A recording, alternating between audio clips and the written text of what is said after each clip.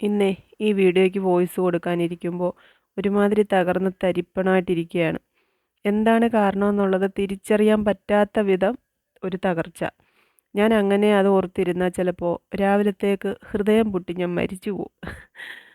കുറേ മുറിവുകളൊക്കെ പറ്റിയിട്ടും കീറി മുറിഞ്ഞിട്ടും ഈ ഹൃദയം ഇങ്ങനെ മിടിക്കുന്നത് കൊണ്ടാണല്ലോ ഞാനിങ്ങനെ നിങ്ങളോട് വലുതൊക്കെ പറഞ്ഞുകൊണ്ട് വരുന്നത്. അതുകൊണ്ട് അത് ഇത്തിരി സമാശ്വസിച്ചോട്ടെ എന്ന് വിചാരിച്ച് ഒത്തിരി സന്തോഷവും അഭിമാനവും ഒക്കെ തന്ന കുറച്ച് സമയങ്ങളെപ്പറ്റി ഓർക്കാമെന്ന് വിചാരിച്ചു. ഞാനും മോനുകുട്ടനും കൂടെ ടൗണിൽ വന്ന് ഒരു ഇമ്മിണി പോന്ന ഗിഫ്റ്റൊക്കെ വാങ്ങി ഇവിടെ വരെ വന്നതാണ്. ഇത് MG higher secondary school Thumpamon പത്തനംതിട്ടയാണ്. ഇവിടെ ഇന്ന് സ്കൂൾ വാർഷികമാണ്. ഒപ്പം 3 അധ്യാപകർക്കുള്ള റിട്ടയർമെൻറ്റ് ഫംഗ്ഷനും കൂടിയാണ്. അതിലൊരാൾ എനിക്കേറെ പ്രിയപ്പെട്ട മാത്യു സാറായിരുന്നു. സാറാണ് +2-ന് എന്നെ മലയാളം പഠിപ്പിച്ചത്. സാറ് ഇപ്പോൾ ഈ സ്കൂളിലെ പ്രിൻസിപ്പലായിട്ട് ജോലി ചെയ്തുകൊണ്ടിരിക്കുകയായിരുന്നു. +2-ന് ശേഷം ഞാൻ എവിടെയെങ്കിലും വെച്ച് സാറിനെ കാണാറുള്ളപ്പോഴൊക്കെ സാർ ഒരു പുഞ്ചിരി സമ്മാനിക്കാതെ കടന്നു പോയിട്ടില്ല. സാഹചര്യമുണ്ടെങ്കിൽ എന്തുണ്ട് വിശേഷം ജിൻസി എന്ന് ചോദിക്കാതെ പോകാറുമില്ലായിരുന്നു. ലാസ്റ്റ് ഒരു ഫംഗ്ഷനിൽ വെച്ചും ഞാൻ സാറിനെ കണ്ടിട്ടുണ്ടായിരുന്നു, സംസാരിച്ചിരുന്നു.